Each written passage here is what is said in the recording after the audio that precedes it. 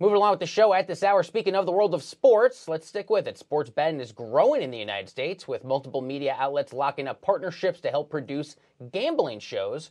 FanDuel and Turner Sports announcing a multi-year exclusive NBA programming partnership. Here to discuss is Mike Raffensperger, CMO of FanDuel. Mike, great to have you back here on Cheddar. Talk to us a bit about this partnership. How do you hope it will be a better platform to provide insights, analysis for fans, the sorts of things that people involved with this space really want to get at? They love the wonky number stuff. Yeah, so thank you for having me. We are very excited about our partnership with Turner. You know, this is the first time kind of a league's primary gaming partner, FanDuel, is the NBA's sort of lead partner, has partnered with their lead broadcasting partner. And, you know, I am officially biased, but I do think TNT's kind of Inside the NBA is some of the best sports programming on television. You know, Shaquille O'Neal, Charles Barkley, Ernie, Kenny, the gang, they just put together a really great show. And to that end, you know, we're really partnering with them. And each game of this previous playoffs and, you know, for the next multiple years of the deal, we actually opened that program ahead of every NBA game with the FanDuel Sportsbook odds boards, talking about who's favored, who's the underdog, where sports narratives actually met up with sports betting narratives, and talking a bit about, you know, where folks have their money, what the public thinks, certainly what the gang, Chuck, Ernie, Shaq, and Charles think, and we've been having a lot of fun with it so far. Okay, so that's a good point there. So talk to me about a show like Inside the NBA. How do you hope to better leverage that visibility? Talk to me, for instance, about like an inner show segment that better sort of encourages fan engagement. And what were those conversations look like? Because this is certainly, it's going to be a bit of a departure for those guys that have been doing the show for years to suddenly have kind of different segments. So what can fans expect? Yeah, look, you know, it's a lot of different things. It's talking about the odds of the night. It's talking about narratives going on, what that, you know, collection of talent and celebrities think. So I know, you know, Charles has a love of a good sports bet and has a lot of predictions. He got really high on Miami in this kind of last season. And, you know, we actually helped contextualize the odds of, for example, Miami making the NBA Finals at the time, I think it was in round 3, was similar to Jimmy Garoppolo winning MVP of this NFL season, or the Browns making the Super Bowl. And he had a couple choice words about our odds makers. He thought we weren't giving Miami a fair shake, and we had some fun with that. But again, just helping contextualize, you know, for the public, sort of sports betting, what that means, how it's leading into that game's narrative. And then throughout the broadcast, you know, how do we talk about our businesses with fantasy sports, free-to-play games, and yes, certainly sports betting, where we're actually working with them to enhance the broadcast. And I do talk about this, you know, a lot. In a lot of ways, you know, sports betting in some ways is just what the public thinks is going to happen. And that's interesting content. You know, when you have, you know, superstars going up against each other, where you've got, you know, Harden meeting up with, you know, LeBron or whoever, it's really interesting to see what the over-under is on their 2 points, or where the teams are kind of in the scope of the series. And we can help contextualize that through probabilities, numbers, and odds. And I should add, you know, while TNT is obviously an incredibly important partner to the NBA, now an incredibly important partner to FanDuel, you know, our partnership with Turner Sports extends beyond that into Bleacher Report, their digital content, their social publishing, where we're producing content together. We actually did, for the first time, an alternative bet stream. So it was called TNT Bets. And that throughout the length of that broadcast, it was actually a different broadcast booth still airing the game, where you could log in, watch the live basketball NBA game, but the whole commentary is oriented around sports betting, how the numbers have changed, what the live odds are. We're supplying those and supplying some of that commentary. And again, we just think it's a really exciting thing in the shape of things to come as you think about sports betting and sports gaming more broadly rolling out around the country, and, you know, how we partner with media and rights holders. Fair enough. I can definitely see those guys, like you said a few moments ago, they're kind of busting your chops if they don't agree with necessarily where the lines are. I do want to ask you about the tech company Simple Bet that you are partnering with here, and talk to me about micro betting as well for people who may be otherwise unfamiliar. Sure. So micro betting, or really, you know, it's a version of live betting. And that just means once a game is actually started, so after tip-off or kickoff, you can still place bets throughout the game.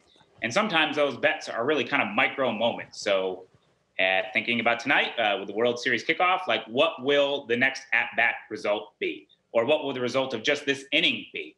And similarly in football, what will the result of this drive be? And so we actually take sports bets, and a material amount of our volume, about half of all the bets we take, are actually those live in-play bets. We partnered with a company, Simplebet, as you referenced, to build the world's first free-to-play live betting game. And so that's available nationally across the country through our FanDuel app, where you can download. And even if you're not in a legalized sports betting state today, you can actually experience those kind of micro moments. And we launched the first game around the NFL. So every NFL game this season has that sort of live micro betting free-to-play game where thousands of dollars are up for prizes, free-to-play every single NFL game this season. Now, of course, Mike, the harsh reality of trying to operate in the sports world here during a pandemic is that COVID-19 is going to continue to move a lot of these games. The schedule needs to continually be juggled. We saw this with 2 Monday Night Football games last night. So how does your operation play into that and take into account a lot of these changes? Because that's certainly going to be top of mind for a lot of users, right? I mean, people, hey, the schedule changes. Maybe certain players are now rested. That's going to change the lineup. There's a lot to contend with here during a pandemic, isn't there?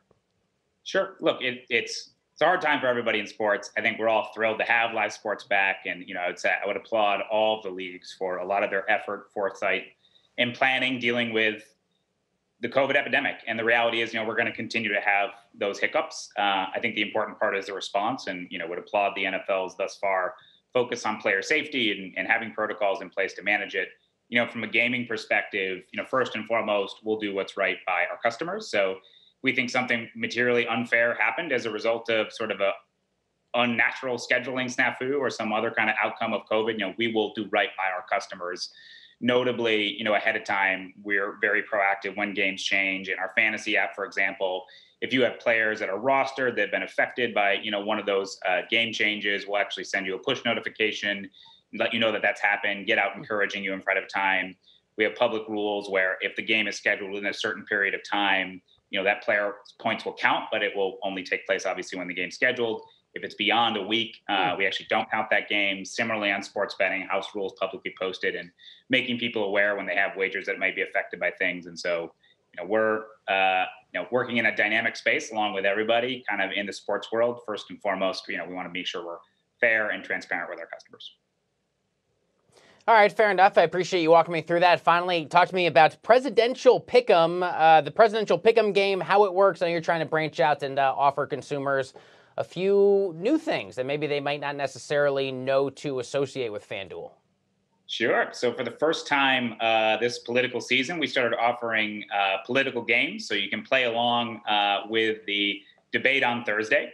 And so what that'll work is there's essentially a series of different keywords or outcomes. On the last debate between President Trump and Biden, we had, I think, one of the most popular responses that most of our users did get right was how many times Trump would actually tweet about that event within 24 hours. And I think 70% of our users got it right, and he did talk about it more than 3 times. But similarly, there'll be a lot of kind of outcomes. Will they shake hands, bump fists, elbow bump, what it might be, that you predict a series of outcomes on that debate for Thursday. And then as you're watching, you'll see kind of how your choices did. And those who get the highest score split a prize pool of $10,000. And then subsequently, we actually have an election game, similarly to kind of how we talked about those micro betting moments and free-to-play live betting. There'll be a free-to-play game where you'll get a series of essentially tokens that you can spend on the presidential race, different key Senate race outcomes, other things that might happen as we lead up to November 3rd. And the more tokens that you bet, essentially, and get right, the higher your score. And those with the highest score will split a series of prizes on a leaderboard. Fair enough. Mike, might I say, this time around, you might want to set that Trump tweet level, I think, over under maybe 10 to 12 this next time. You never know what's going to happen. It's going to be active week. Mike Raffensperger, CMO of FanDuel Group. Thanks a lot for taking the time, Mike. Great to have you back here, as always. Best of luck.